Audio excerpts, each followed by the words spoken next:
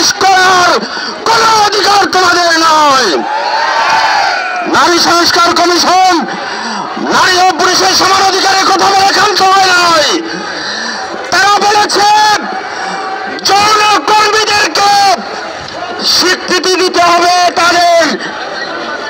আমরা জিজ্ঞাসা করতে চাই, তোমরা যৌন কর্মীদের স্বীকৃতি কেন চাও? তোমাদের পরিবারের কোন সদস্যদের জন্য? তোমরা কি কোন সনদ চাচ্ছ?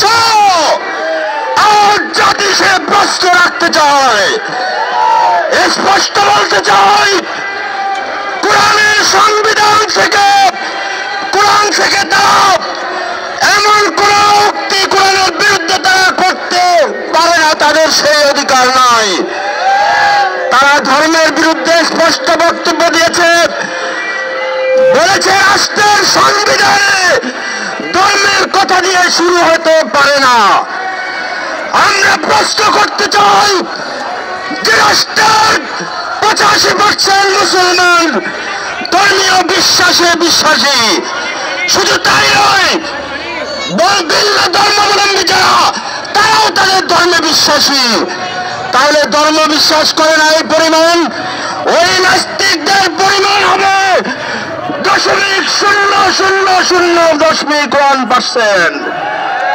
তোমাদের কথায় সংবিধান থেকে ধর্মের কথা বাদ দেওয়ার এই দুঃসাহস কোত্থেকে তোমরা পেয়েছ?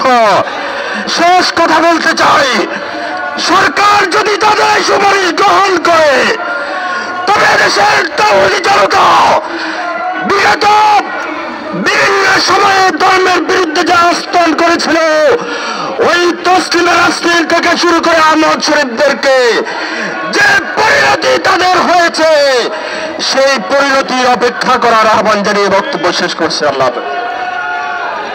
সংগ্রামী তৌহিদি জনতা।